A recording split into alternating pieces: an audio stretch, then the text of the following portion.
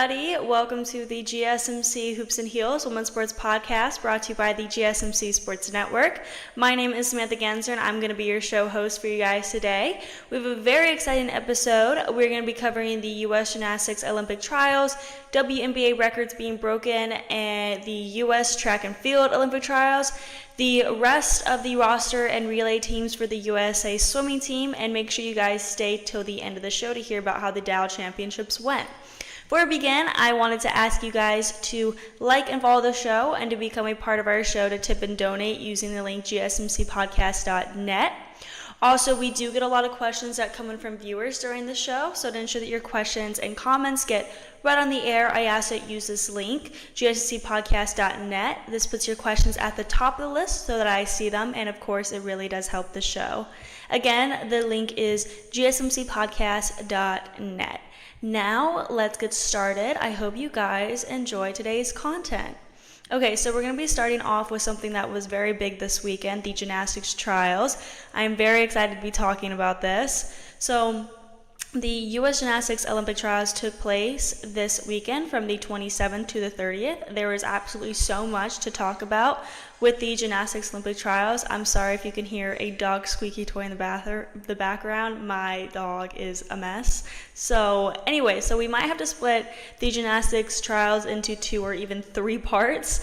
Today, we're going to focus on the 5 people that qualify for the Olympic team, and then tomorrow we'll talk about the other people that competed, as well as the 6th and 7th place person who were qualified as traveling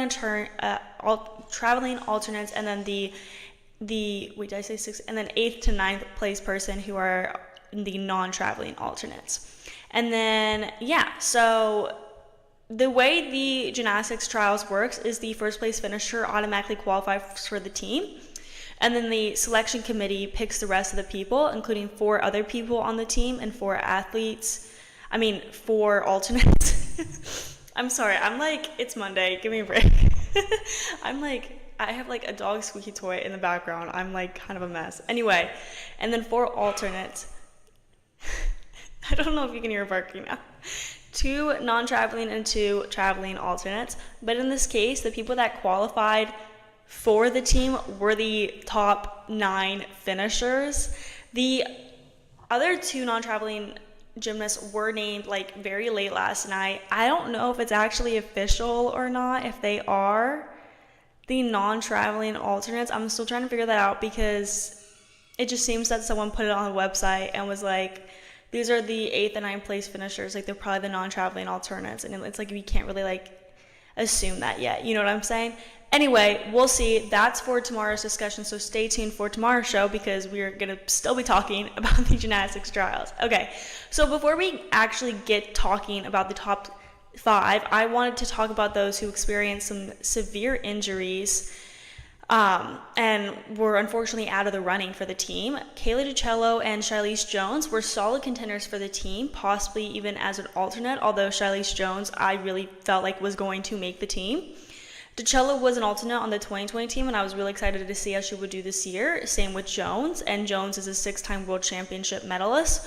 So what happened was DiCello failed to complete her vault, instead opting to flip over once and land safely on her back. She was immediately tended to by medical staff, being carried off the competition floor. And then Jones tweaked her left knee during vault warm-ups on Friday. She passed on the vault, but returned a short time later and managed to complete her uneven bar routine, where she scored an excellent 14.625. Despite doing a somewhat watered-down set, so she couldn't match the level of difficulty that she was supposed to do when she submitted her routine. And then Sky Blakely, who finished in 2nd at the Xfinity U.S. Gymnastics Championships, also experienced an injury, and based on how she would do in the trials, she would have been a solid contender for the team. She ruptured her right Achilles tendon in training on Wednesday, which unfortunately ended her chance of making the team. She was on crutches during the trials and stood at the middle of the floor during a break between rotations and received a long ovation after being introduced. So with those 3 gymnasts being out, it opened up a lot of spotlight and opportunities for other gymnasts like Jocelyn Robertson and Tiana Sumana-Sekera and Hezly Rivera, who had made the team and was not expected to make the team. So it was huge. So now let's talk about the gymnasts that were able to compete and that were in the top 5. So first was obviously the iconic Simone Biles. This was a given. We all knew she was going to finish first. Biles started the night with a clean set on bars, but had a few wobbles on the balance beam. At the halfway point, it was an unusual sight on the leaderboard. Biles was not winning. She was 3/10 behind Leanne 1. A dominant performance on floor carried Biles back to the familiar first place standing. Out of all of her routines, Biles' floor exercise is my favorite. She has Taylor Swift's Reputation music in the background in the beginning, and she has a lot of awesome dance choreo in the end, especially with her ending pose. Her team, actually, like the club she trains at, they actually have an entire different coach to do the dance choreography on floor exercise, which is really interesting. She ended with a score of 14.85 on her first day floor exercise. On the second day, she did just as well on the floor, earning a score of 14.725. Her level of difficulty sets her very much apart from the other competitors. During the vault, the crowd in the arena immediately took to their feet in the fourth rotation when she landed her vault, a Yurchenko double pike. She earned a 15.975, the highest score of the night by over a point. The skill is the most difficult jaw-dropping piece of women's gymnastics being done in the world right now. She did a second vault, the Cheng, to show the selection committee her prowess for the Olympic vault final. On uneven bars for both days, she had barely any flaws and maintained her usual level of difficulty, earning a score of 14.425 and 14.2. Going back to the balance beam, like I said, she had a few wobbles during her mount. Her first day score for the balance beam was 13.65, and then on the second day, she had another issue where she came off on her side aerial. The rest of the routine was pretty good, and she had a final score of 13.9. You know, she was able to recover, but you could definitely see the frustration in her face. Her all-around score at the end of the second day was 117.225, which is insane if you look at the second place finisher. So second place, moving on, is Sunisa Lee, which was very much expected as she was the 2020 Olympic all-around champion and uneven bars bronze medalist. So yeah, there was a big gap between Biles' all-around score and Lee's all-around score, as she ended with a score of 111.675. Lee opened the competition on vault. Her hand slipped on the table, but she was able to pull her Yurchenko double twist around and land on her feet for a 13.525. She then went for the upgraded uneven routine, but brushed her feet to the mat after the barred wall, resulting in a 3/10 deduction. However, due to the level of difficulty, she still managed a 14.4. Lee then opened her floor routine with an upgraded full twisting double layout, which she stuck cold, and I mean stuck it cold. Excellent routine with different music and choreography from what she showed in a few weeks ago at the US Championships. She earned a score of 13.7. Moving on to the next day, she earned a 14.1 on the vault, improving her Friday score by 0.575. And then for her beam routine, I think it's 5.75. Oh my gosh, I literally cannot do math sometimes. And then for her beam routine, it looked a bit different from Friday's routine. On Friday, she scored the highest on beam than any other gymnast, but in the Sunday second rotation, Lee came off the beam after her mount and needed several balance checks to stay on her beam during the rest of the routine. It was not a solid beam routine for her, to be completely honest. She fell, I believe, 3 times total, including one on the mount. She wobbled a lot. She needed a lot of balance checks to kind of stay focused. She scored a 12.825 with execution deductions, knocking her down her routine's high difficulty score. But on the brighter side, during her uneven bars, she stuck her dismount and the crowd rose to its feet. So she recovered there. Her 14.875 on the bars rotation 1 is the highest bar scores of either night of the trials so far that day, so thanks to its high difficulty rating and her execution overall. In third place was Jordan Chiles. Y'all know she's one of my favorites. I love her. She just has the cutest personality and she's so fun. Don't you just want to hang out with her? She hit an all-around score of 111.425, so incredibly close to Suni Lee. To start her competition off strong, Chiles rocked a bar routine of 14.35 points. For her balance beam routine, she had an excellent save during the mount where her right foot missed the beam, but she disguised the mishap well. I guess only if you were someone watching on TV who could literally replay it over and over, you would really see it, but it was still flawless. I mean, I am biased because I love her. Anything she does, I'm like, that was beautiful. Anyway, she ended with a score of 13.625, and then for the vault, she performed a clean Yurchenko double twist, ending with a score of 14.35. Her floor routine is my favorite because she has so much personality, and it really shows during her routine.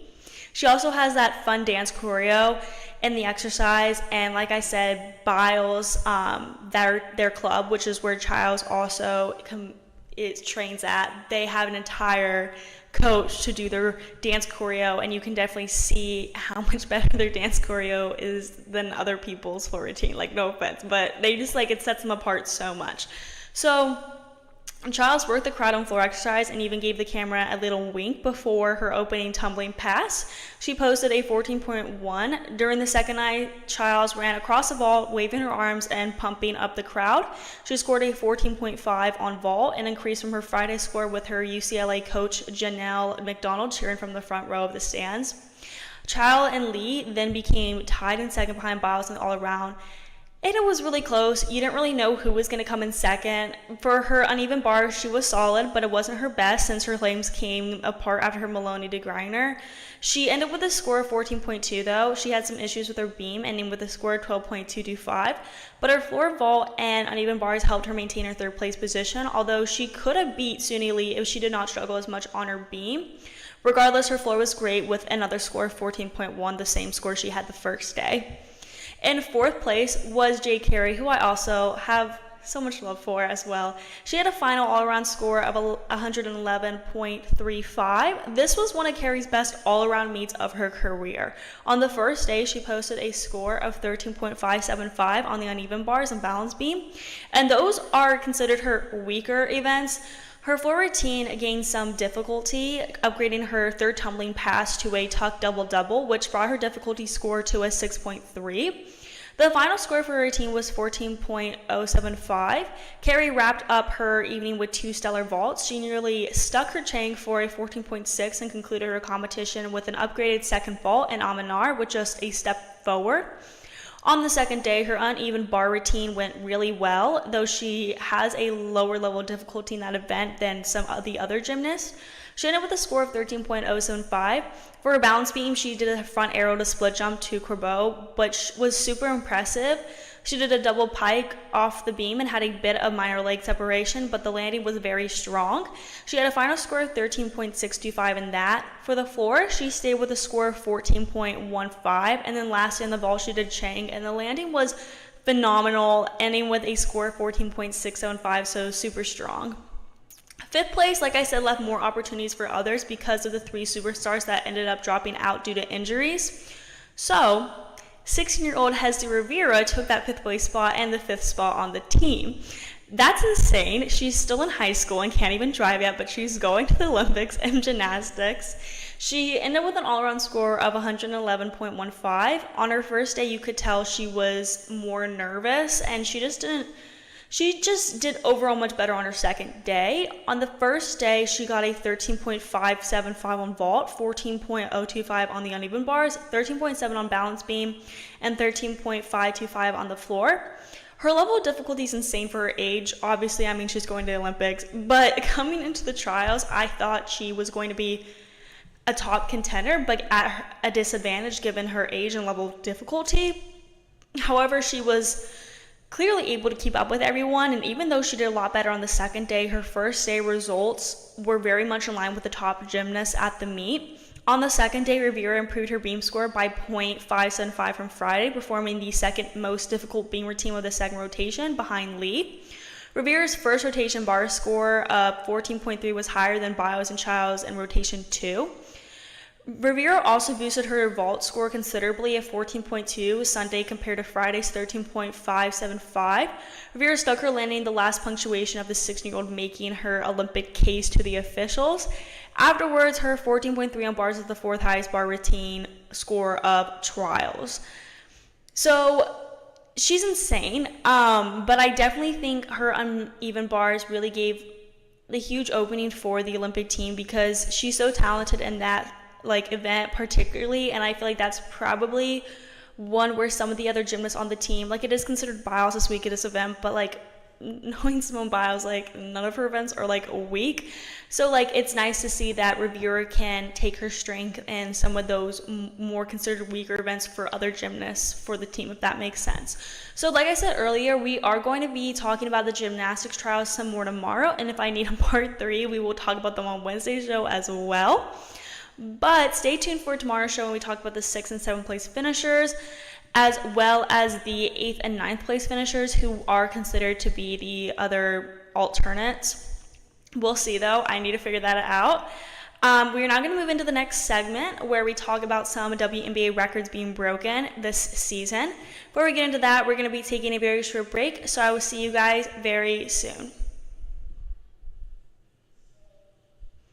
I feel like I'm losing my mind.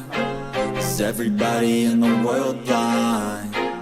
Please, Lord, give me a sign, a sign. I feel like I'm losing my mind. Is everybody in the world blind? Please, Lord, give me a sign, a sign. I wanna be the greatest. Everybody on their fake shit. I look around and feel like everybody is the fakest. I make this every day and I'm impatient, hoping one day I blow up from the basement. Statement, the top is so vacant. I don't hear shit that I think is amazing. Waiting for my day when I'm playing sold out shows for 1,000 faces. Hey, give me that crown, get in my way and to be put down. It ain't your place, all this my town. If I want that shit, then I'll get it right now. I'm losing it, the noose it fits. I'm losing shit, a stupid myth. You choose to live or choose to dip. You choose to fight or lose your grip and lose a gift. I feel like I'm losing my mind. Is everybody in the world blind? Please, Lord, give me a sign, a sign. I feel like I'm losing my mind. Is everybody in the world blind? Welcome back, everybody, to the GSMC Hoops and Heels Women's Sports Podcast, brought to you by the GSMC Sports Network.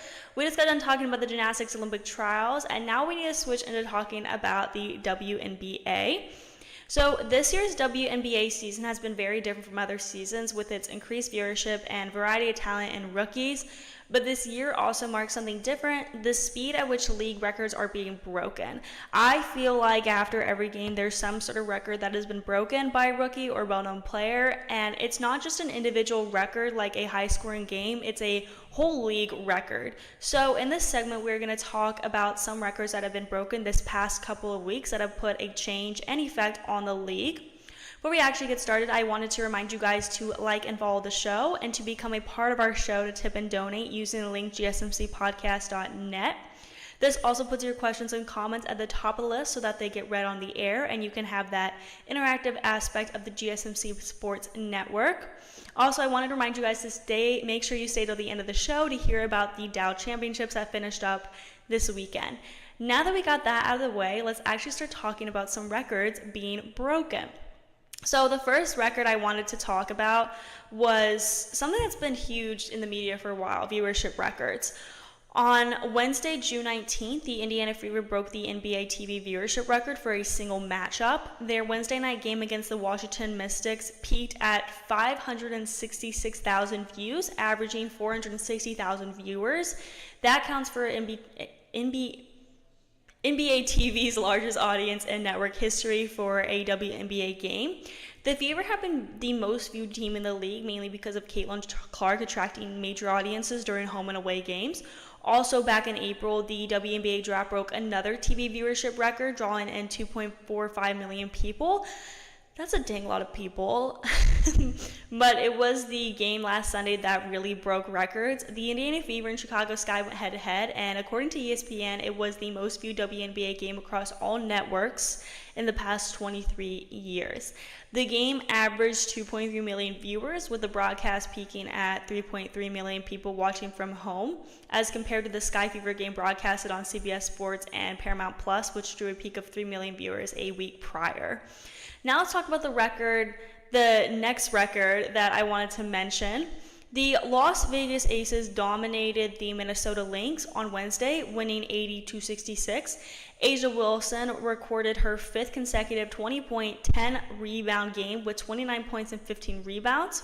breaking the WNBA record for the longest streak in history. The previous record of 4 straight such performances was held twice by Sylvia Fowles and once by Tina Charles and Gloria Johnson, respectively. This was Wilson's 81st career double-double, which ranks 4th among active players. Wilson not only played offensively very well, she also had notable performances defensively, setting rebounding and blocking records. Wilson finished the game with 15 rebounds, which means she has 10 or more rebounds in 5 straight games, the longest active streak in the league. WNBA legend Candace Parker is the only player with more consecutive double-digit rebound performances with 12. Additionally, Wilson has blocked at least 1 shot in 14 games, the longest active streak in the WNBA as well. Wilson always makes history in every game she plays, being one of the best players in the league, hands down. But that game was a game where her stats were just flying off the charts. This was a great game for Wilson, and you can't argue with stats, so it's become more clear after this game that she is literally one of the best players in the league. The next record I need to mention is from Diana Taurasi. The Phoenix Mercury star has played in the WNBA for 20 years now, known for her willingness to do literally whatever it will take to win. Along her illustrious journey, Taurasi has broken record after record in both league and franchise history, doing it once again against the Los Angeles Sparks on Friday. In the Mercury's 92-78 win over the Sparks, Taurasi shot 5 for 8, or 62.5% from 3. The 80th time she has scored 5 or more 3-pointers in a game. Continuing to set the standard in the WNBA, she has 50 more games with this achievement attached than Katie Smith, who is number 2nd in league history with 30. Out of the gate, Taurasi was a perfect 3 for 3 from deep in the fourth quarter as she and Sparks star Darica Hamby were in the middle of a 3-point shootout. Hamby was 4 for 4 from 3 at one stage of the game and finished with 29 points. So far this season, the 2-time WNBA champion Taurasi is piling on a huge list of records that she has shattered. She became only the 3rd player in WNBA history to reach 300 wins, surpassing Michael Jordan for most 20-plus point games in WNBA and /NBA history over the age of 40, becoming the oldest player to score 30-plus points in a game at 42 years old, and has collected 500 steals in her career. Also, as we know, she has the most experience as an Olympian on this year's roster. So when reflecting on the integral the 3-pointer is to her game, Taurasi talked about her utilizing this ability to the fullest extent she can. She said, quote, "I've always shot a lot of threes, but I think as you evolve or get older, you kind of have to find ways to leverage what you are good at. I've really taken a step back and tried to figure out how to make the game easier for myself and for my teammates. Catch and shoot threes, quick rips. So the rim and three are 2 things that make it easier for you and your teammates. Those are 2 things that when I am playing a game, I try to seek those things out and go from there." Unquote. Being able to witness some of the NBA's best while he was an assistant coach in the past, Mercury head coach Nate Tibbetts believes Taurasi is one of the best basketball players in general, that's including WNBA and the NBA. Tibbetts said, quote, "I heard the next closest was 30, which is just crazy to even think about. She's up there with the best. I spent 8 years in Portland with Damian Lillard, and the way he worked each and every day is a lot like how DT or Diana Taurasi goes to work. There's a guy, Steph Curry, in Golden State that swept us 4 times and can shoot it pretty good, but I'll put her up against anyone. She finds them in different ways. It's catch and shoot, off the bounce.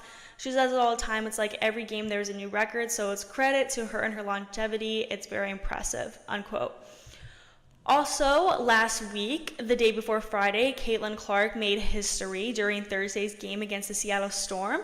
You literally cannot talk about a record being broken without mentioning Caitlin Clark. That is just like a fact. Like, you cannot.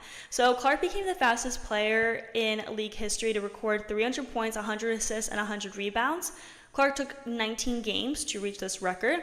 This is an incredible accomplishment for Clark as it highlights her all-around game. Becoming the first player in WNBA history to reach any achievement is already impressive, but an accomplishment that includes points, rebounds, and assists is even more special. While everybody knows about Clark's deep shooting ability, she is already one of the best passers in the league. Averaging 6.6 assists per game entering play on Thursday, Clark ranked 4th in the WNBA in this category and 1st among rookies. A lot of haters say she's a ball hog, and I never understood that argument because just look at her rebound recorded assist.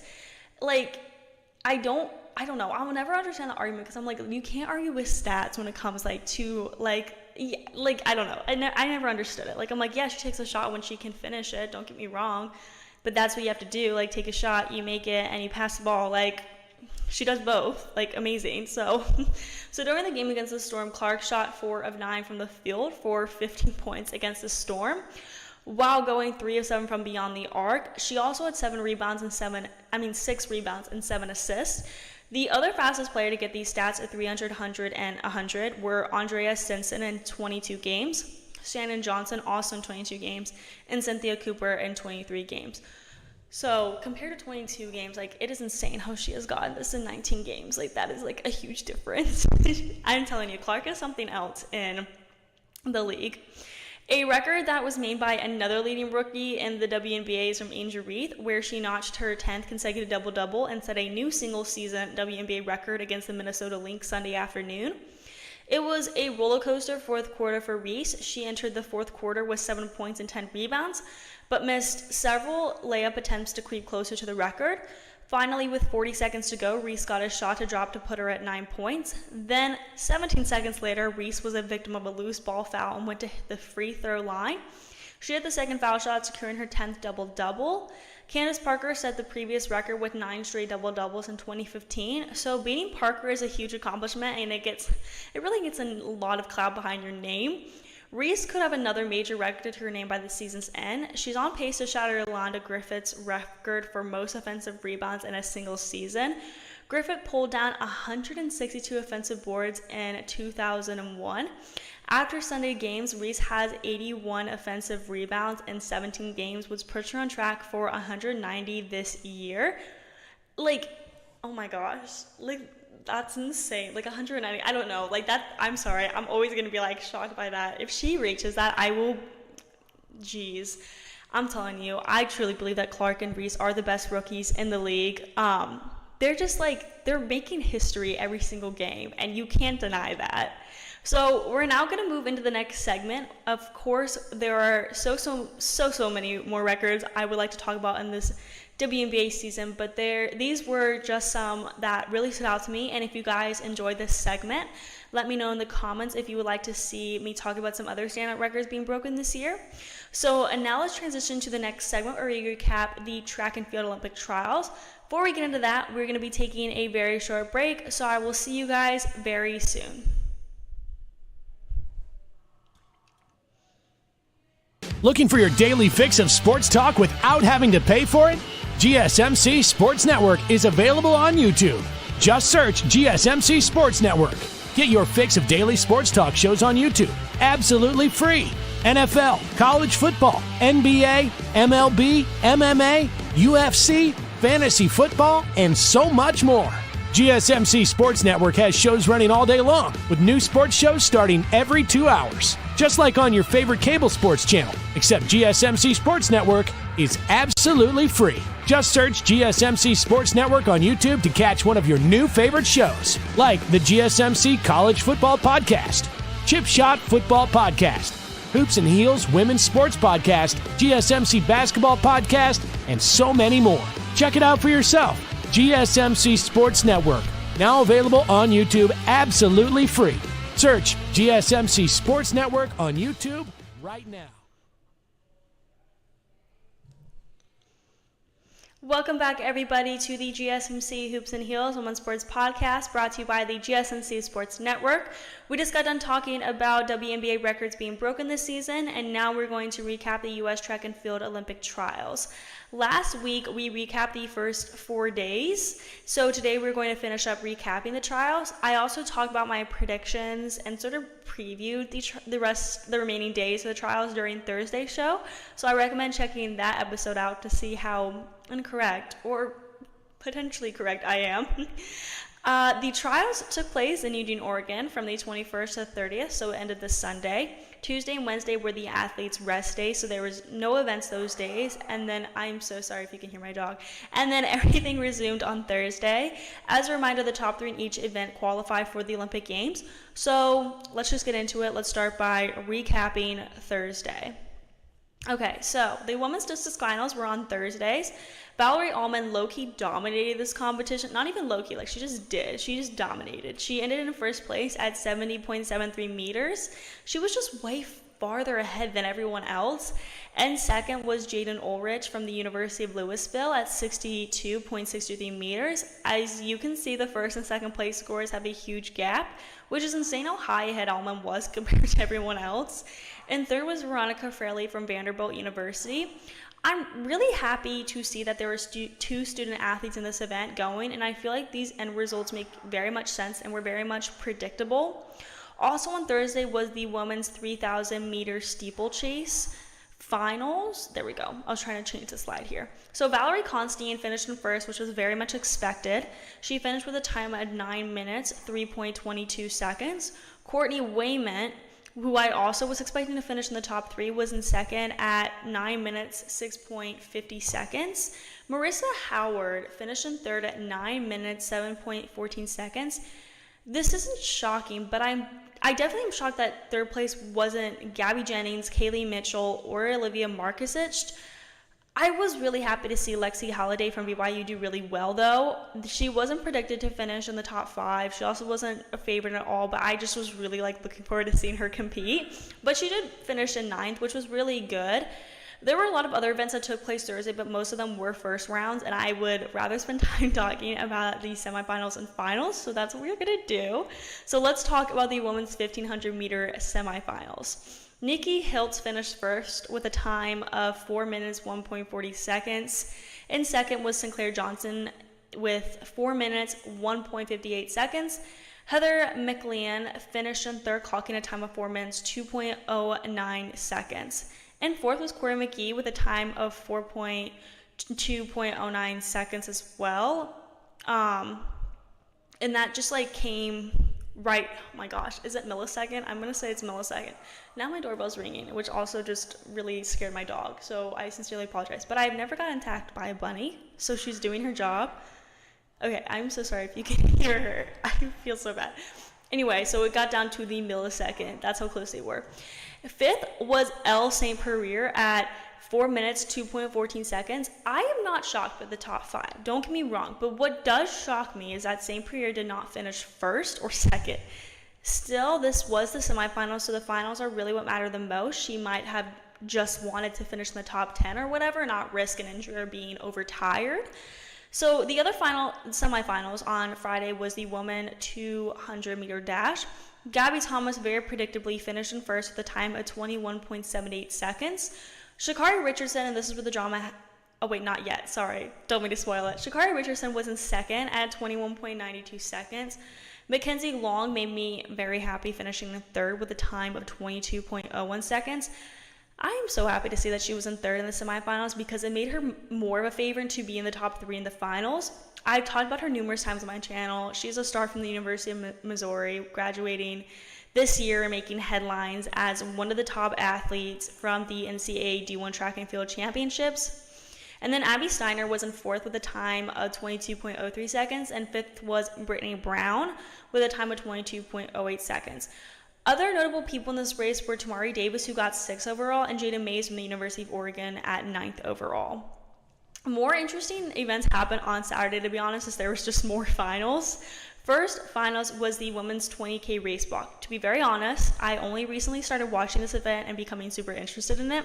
So I was not very confident making predictions, but I did have some top 4 people, and those people were Robin Stevens, Miranda Melville, Stephanie Cassie, and Katie Burnett. I was right with Stevens and Melville. Stevens finished in 33rd in the Tokyo Olympics, and she finished in first on Saturday at 1 hour, 37 minutes, and 38 seconds. Miranda Melville was in second at 1 hour, 39 minutes, and 38 seconds. Isn't that weird how they're exactly 2 minutes apart? That's so crazy. But this is where I was completely wrong. Michelle Rolla snuck in there at third at 1 hour, 42 minutes, and 27 seconds. There we go. Kate Burnett and Stephanie Cassie were 4th and 5th respectively, but unfortunately that means they will not be competing at the games as of now. I mean, things could change, someone gets injured, that stuff. We'll see, but as of now, these are the 3 people that are competing in this event.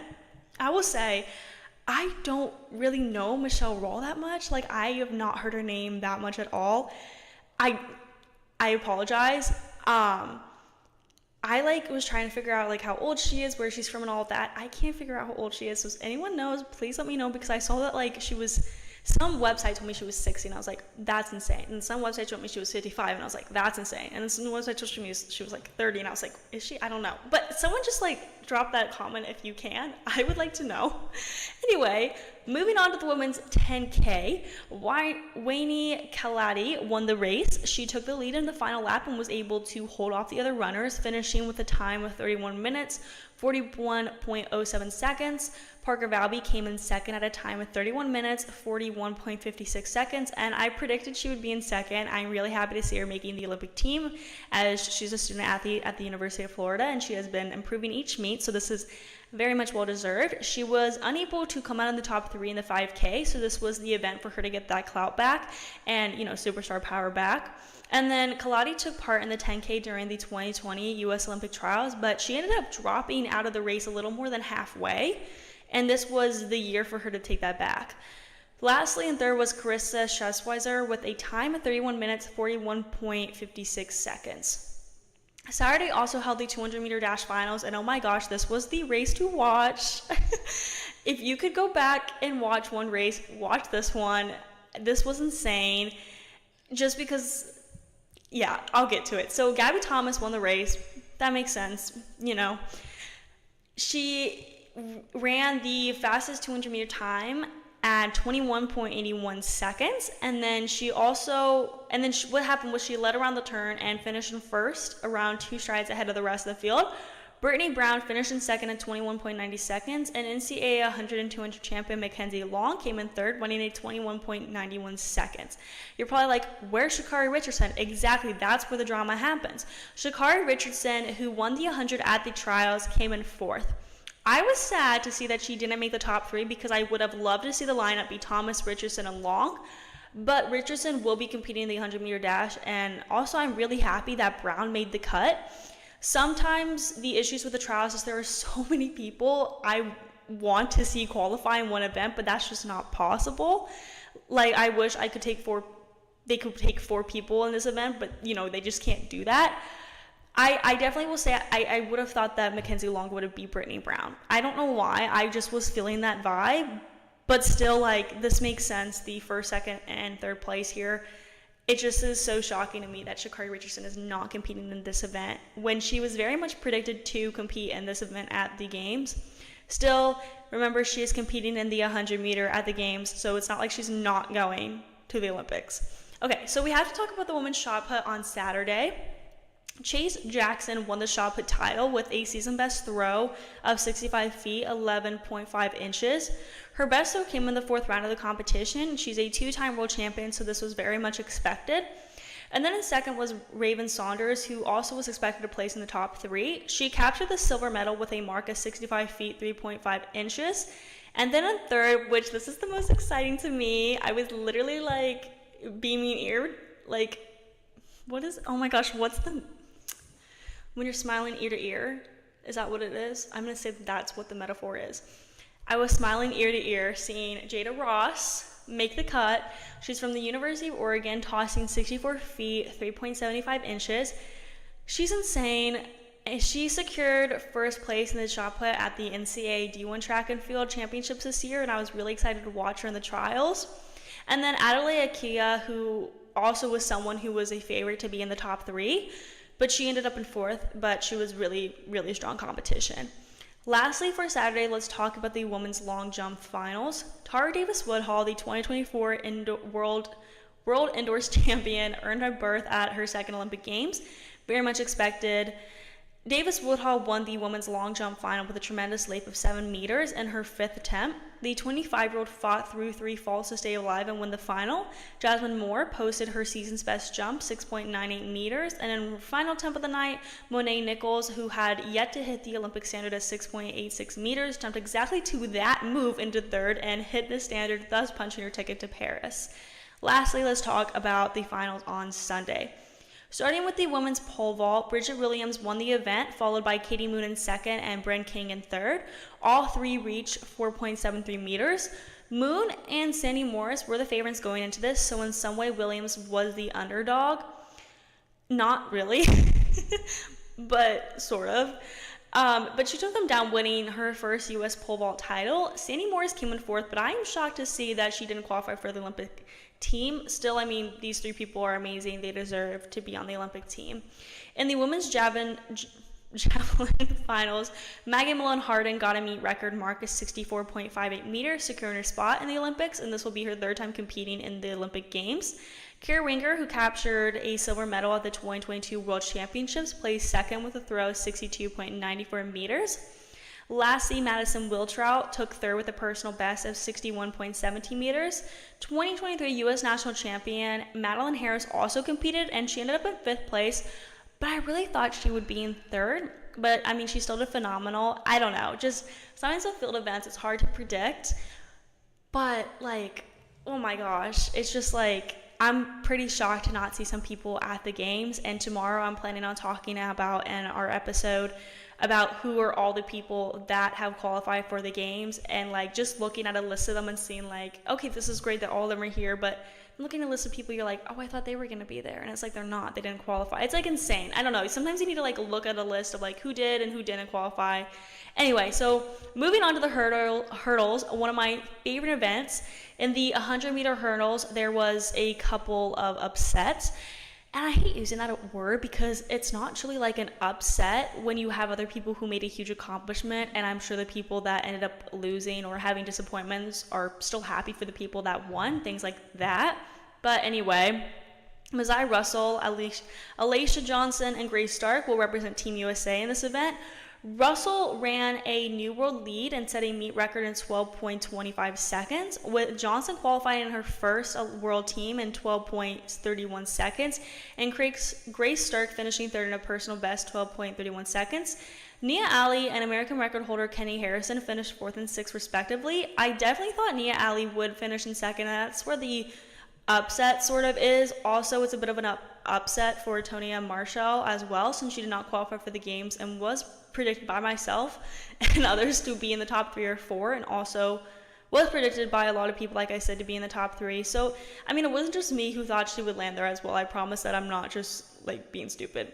Anyway, I'm really happy for Grace Stark though, because she graduated this year from the University of Florida, so she's representing her school in the Olympics, and she will be one of the younger competitors. Now to the 400-meter hurdles, which is probably like my ultimate favorite event. That's a tough call though, because I have so many favorites, but it definitely is my top 5 to watch. Anyway, resetting her own world record once again, superstar Sydney McLaughlin-Larone won the women's 400-meter hurdles easily in 50.65 seconds. Anna Crockrell finished second in 52.64 seconds, a personal best, and Jasmine Jones finished third in 52.77 seconds, also a personal best. Former world record holder and 34-year-old Delilah Muhammad finished sixth in 54.27 seconds. I'm a little upset that Muhammad did not qualify for the games as well as Shamir Little, who was in fourth, given her reputation and past world records. But I'm happy to see that Jones and Crockrell are bringing new energy to this team. I'll say that Crockrell was probably more of the underdog in this situation, as more people were expecting Little or Muhammad to take that second place or even third place spot.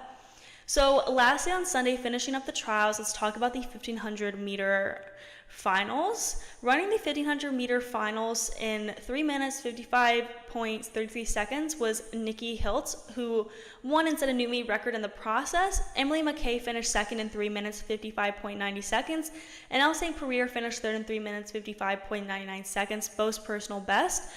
I'm honestly shocked to see that St. Pierre was not second or first, but although that Nikki Hiltz does make sense to be first. Anyway, but St. Pierre was still in third, meaning she qualifies for the team. But I think she has a good chance of medaling in the Olympics. This is such a solid group for the 1500, I'll say. So we're now going to move into our next segment where we talk about the rest of the swimming roster in Team USA and the relay teams for the Olympics. Before we dive into that, no pun intended, so funny, we're going to take a short break. So I will see you guys very soon.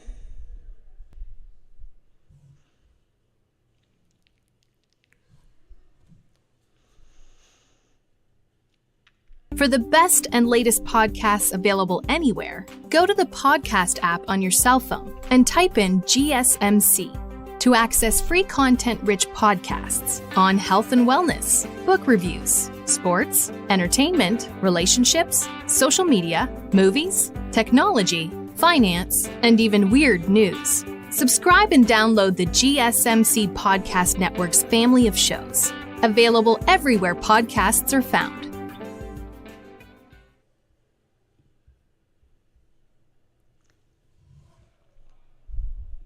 Welcome back, everybody, to the GSMC Hoops and Heels Women's Sports Podcast, brought to you by the GSMC Sports Network.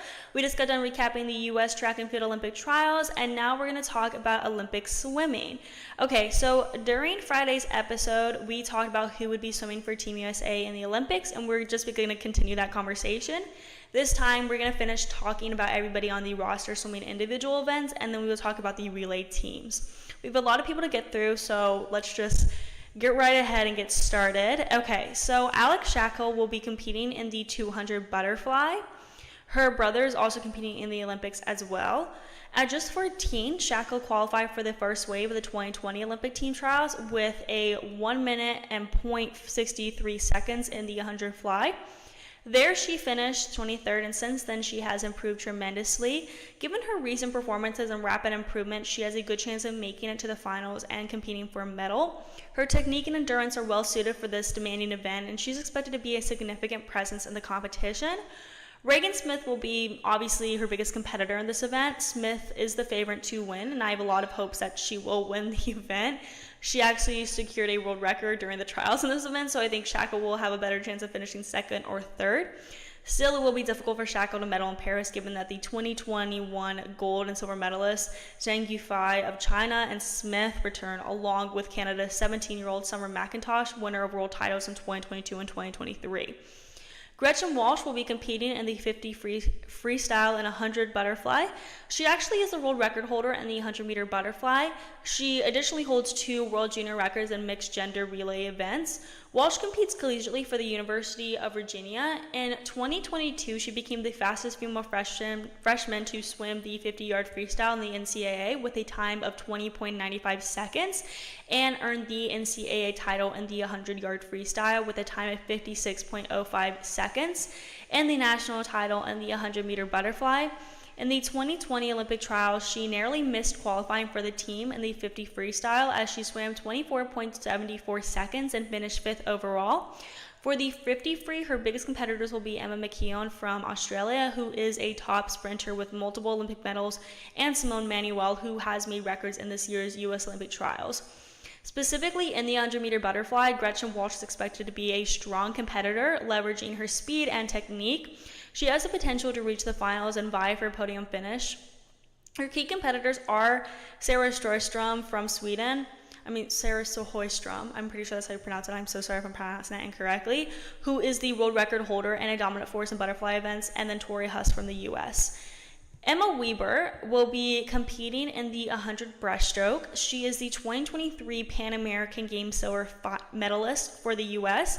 In the Olympic trials, Lydia Jacoby, the gold medalist in the 100 breaststroke, was supposed to compete in this event and the Olympics, but after some issues, I'm not really sure the whole situation.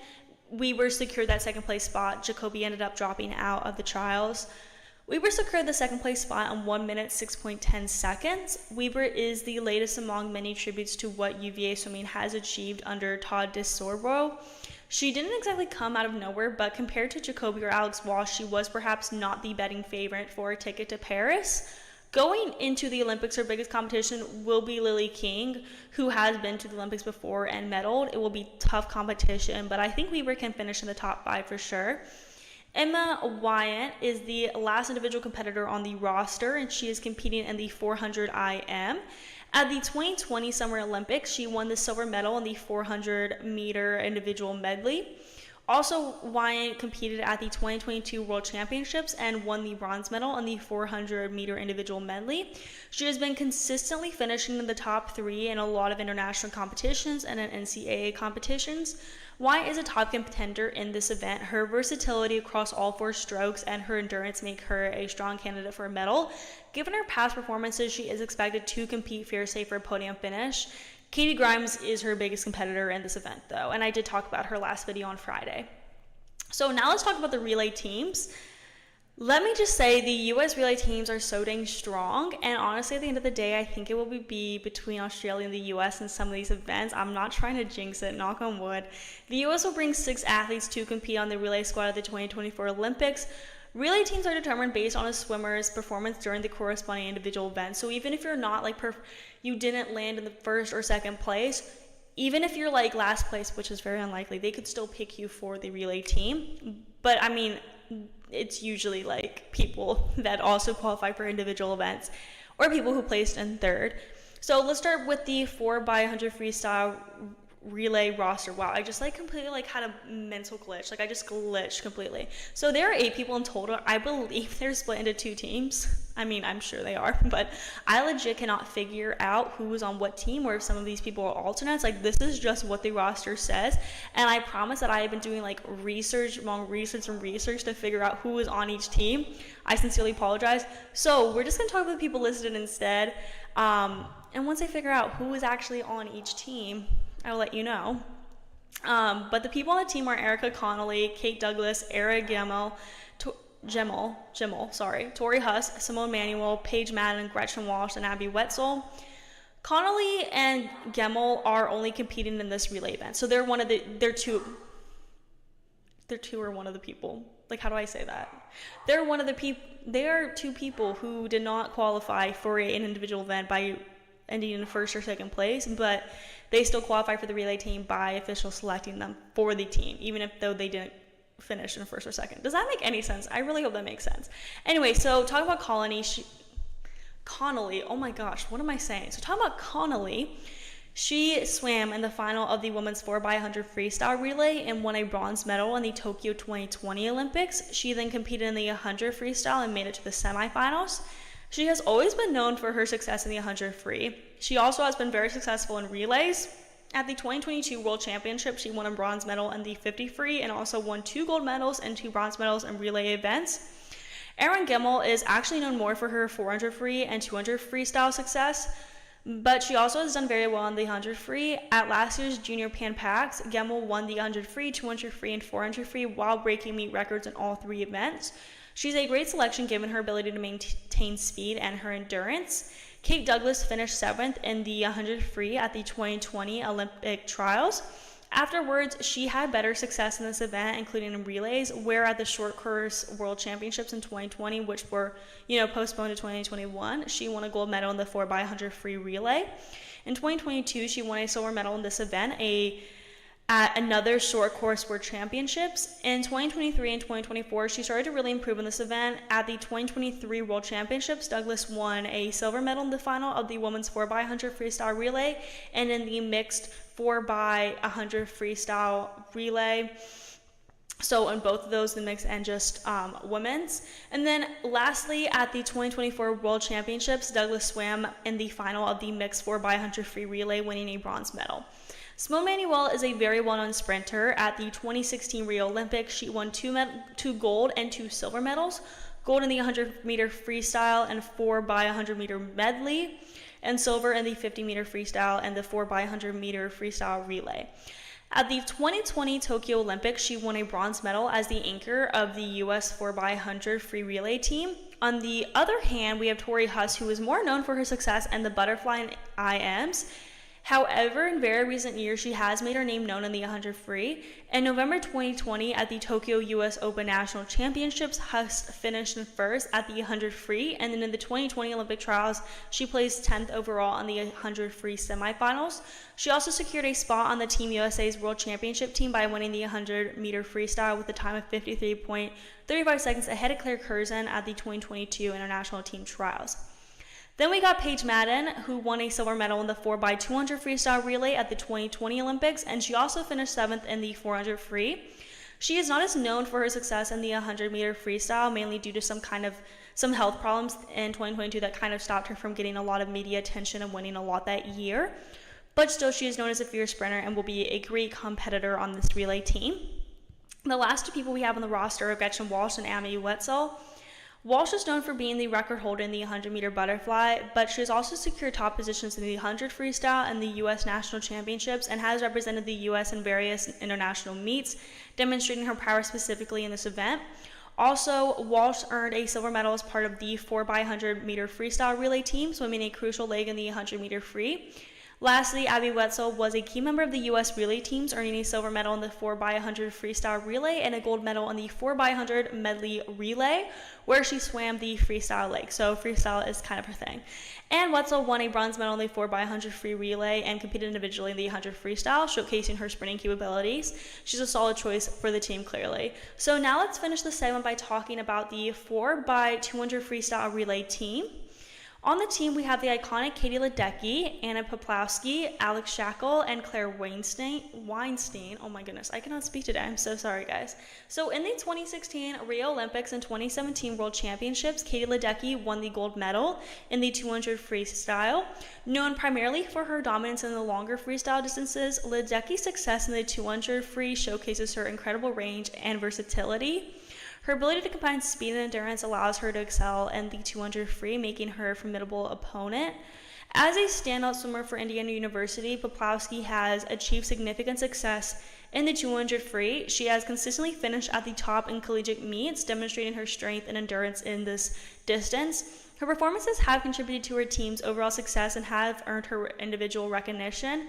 As a junior swimmer, Poplawski set several records and earned numerous medals in the 200 free, highlighting her potential from an early age. And then Poplawski has represented the U.S. in various international meets, competing in the 200 free against some of the world's best swimmers.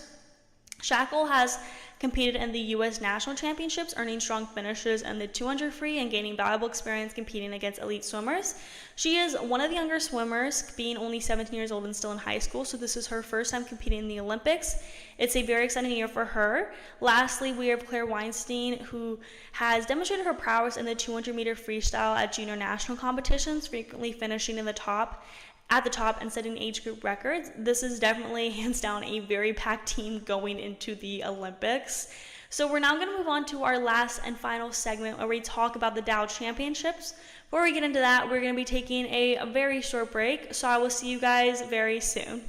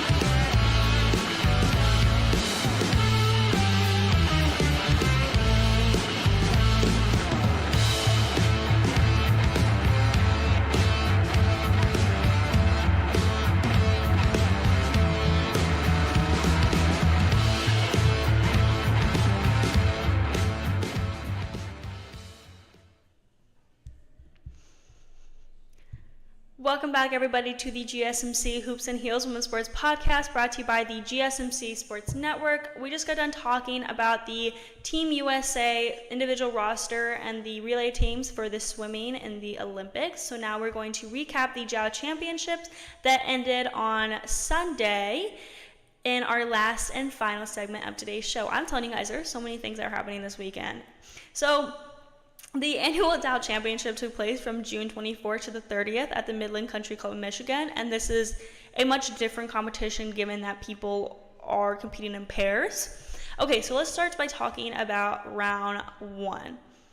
Okay, so here are the top competitors from and top performances from the first day. Atthaya Thitikul and Ruoning opened with a score of 64. Thitikul has the most top 10 finishes on the LPGA Tour over the last 2 seasons, but has yet to have a victory.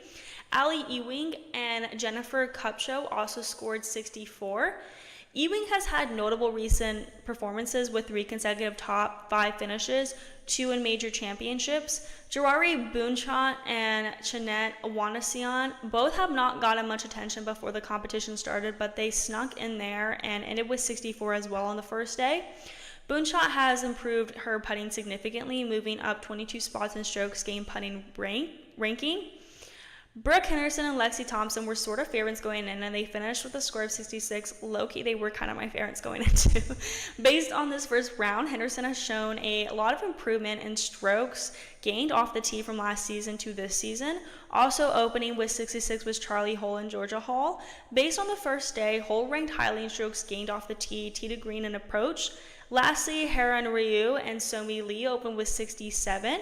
Ryu ranks 4th on the LPGA Tour in strokes gained approach since April 1st. Moving on to round 2. This is when things got really good. Australian LPGA Tour winner Grace Kim made a hole-in-one. That's always amazing to watch. Go watch that again if you can. The 23-year-old aced the par 3 7th hole, holing out from 145 yards with her 7-iron to record the first hole-in-one of both her life and her LPGA Tour career. Kim's partner this week and her fellow Epson Tour graduate Austin Kim accomplished the same feat just a few months ago at the JM Eagle LA Championship presented by Plus Pro, holding out for an ace on her own on the par 3 18th hole at Wilshire Country Club, and was incredibly excited to watch her teammate join the hole-in-one club at the Great Lakes State. Kim said, quote, "I hit a 3/4 7-iron. The wind was off the left, so I was like, it is not going to get there. I was also obviously just trying to put it close. All I see is it disappear. I've had a lot of close shaves, and this is actually my first one. So it's very exciting. Everyone was really happy for me, so it was very nice to share that moment," unquote. Also, major champion Hanaka Shibuno also made a second ace of the day, holding out on the par 3 18th hole. Shibuno then followed the Grace Kim's lead, making her second career ace on the closing hole of Midland Country Club, a shot that helped her and her teammate Minami Katsu to a 9 under 61 in the 4-ball format, propelling them inside the cut line after they opened with a 1 over 71. Shibuno's partner Katsu was grateful for her teammate managed to hole out on 18 as it shifted the momentum of their round after the pair got off to a quiet start on their first 8 holes of the day. So in all 5 teams skyrocketed to the top of the leadership at the leaderboard.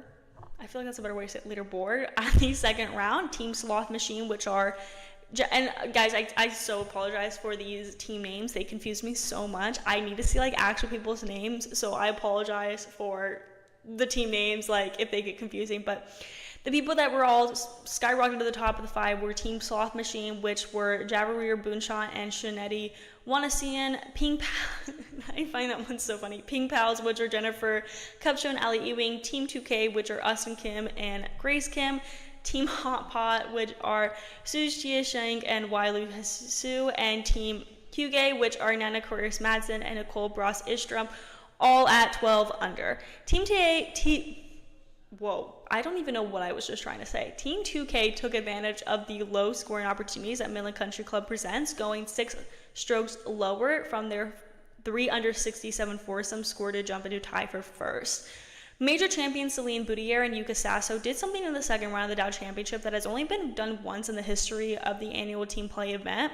After opening with 4 over 74 in foursomes on Thursday and with their backs against the wall, Team BS, and yes, that is their name, pulled out all the stops on Friday at Midland Country Club, carding a 12 under 58 to claw their way back inside the cut line at the Dow Championship. With the 58, Boudier and Sasso tied the 18-hole tournament scoring record in the 4-ball format, as the first and only other 58 was recorded in 2019 by Minji Lee and Jin Young Ko during the final round of the inaugural Dow Championship. It's also just the 7th time in Dow Championship history that a sub-60 round has been carded, with the last instant coming in 2022 when Maria Fassi and Stacey Lewis shot 59 in the final round at Midland Country Club. Considering how far out of the conversation the duo was at the start of the second round, sitting in a tie for 59th and 10 shots out of the lead, Boudier and Sasso were incredibly pleased with their day 2 comeback and can breathe a sigh of relief that they are once again playing the weekend, having finished in a tie for 3rd last season in their debut as partners.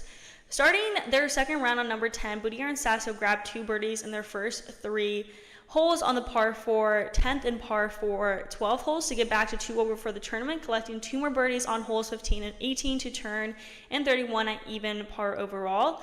The pair turned up the heat on their closing 9, rattling off 7 consecutive birdies on holes 1 through 7 to launch themselves up the leaderboard. Team BS then parred 8 before picking up one last birdie on the par 4 9th hole to post a 58 and vault from T59 to T59 to T22. Just 4 shots back of the 5 co-leading teams at 8 under overall with 36 holes to play in Michigan. And so now let's talk about round 3. Beginning the day at 10 under, Team Jin and Konik, which was Atthaya, Thitikul, and Ruoning, parred the first 2 holes before boogieing the par 5 third hole and double boogieing the par 3 fourth hole, a pair of mistakes that saw the partners slip back to 7 under overall. Afterwards, Thitikul and Yin then made 3 consecutive birdies on holes 5, 6, and 7 to erase their early mistakes and get back to 10 under for the tournament, parring their next 2 holes to turn in 35. They struck again with a birdie on the par 5 11th hole to move to 11 under, and after making pars on 12, 13, and 14, the team got to 12 under with a birdie on the par 4 15th hole. The partners closed out their round with a 1-2 punch of birdies on 17 and 18, posting a 4 under 66 in the foursomes format, and an impressive bounce-back performance after a challenging start to their round. Lastly, on round 4, it really came down to the last putt, but Atthaya, Thitikul, and Ruoning Yin won the Dow Championships by 1 stroke. Starting the final round in a tie for second, the Olympic-bound duo got off a hot start, recording 3 straight birdies on numbers 2, 3, and 4, and adding 2 more on holes 7 and 9 to take some momentum into the back 9. Unfortunately, that momentum slowed down, and with just 3 birdies to count for on the back, Team Ping Pals, comprised of Ali Ewing and Jennifer Kupcho, were able to make a surge back up to the leaderboard, eventually trading blows with Yin and Thitikul as play came to an end. After number 14, the 2 teams really began to take their shots at one another. Kupcho and Ewing grabbed back-to-back birdies on numbers 14 and 15 compared to Yin and Thitikul's pars to keep pace. Numbers 16 and 17 were washed as both teams secured a pair of pars heading into the pivotal par 3 18th hole. Thitikul stuck it on the green and stared down a putt to win the championship. With the newly redesigned Dow Championship trophy on the line, Thitikul left no doubt and sunk the birdie putt to give Jin and Ruoning a 1-stroke lead over the Ping Pals. Back-to-back pars for Ewing and Kupcho left needing a birdie to force the first playoff in Dow Championship history, and after both of their tee shots, that task seemed more daunting. Ewing stuck hers on the 18th green, hitting it to approximately 20 feet, while Kupcho left hers short, hitting the front fringe of the island green. Kupcho's attempt at the hole out from the fringe was unsuccessful, and it was ultimately up to the Mississippi State alum to force a playoff. Ewing gave it her best effort, but ultimately missed just below the hole, giving Jin and Ruoning the win. This was Kupcho's first top 10 finish at the Dow Championships since winning the event in 2022 with partner Lizette Salas, and it was Ewing's first top 10 finish in the 3rd start in the tournament. The Danish duo of Nana Koris Madsen and Nicole Broch-Idstrup finished tied for 3rd after going bogey free with 7 birdies on Sunday's 4-ball round. The 2 both earned their first top 10 finishes of the 2024 season, with Broch-Idstrup also making her first LPGA Tour start this year. Another duo also finished their first top 10 finish of the season as well. Hezly Kang earned her 3rd top 10 finish of the Dow Championship in her first this season, while Inkyun Kang finished inside the top 10 for the first time since 2019. Rounding out the top 5 were the 2 English Olympians, Charlie Hull and Georgia Hall. The best friends shot 63s in both of their 4-ball rounds. Austin and Grace Kim also finished inside the top 5, with Grace making her first career ace in the 2nd round, like I said. John Shipp and Women's Invitational winners Georgia Uba and Sha'Carri Richardson finished tied for 8th, going bogey free with 8 birdies. So that concludes our show for today. Thank you guys for tuning in to the GSMC Hoops and Heels Women's Sports Podcast, brought to you by the GSMC Sports Network. Your support means a lot to us, so please remember to subscribe to the show and leave a positive review. It really does make a difference. We also invite you to follow us on Facebook, Twitter, TikTok, and Instagram for more content and updates. Thank you guys once again, and have a wonderful day.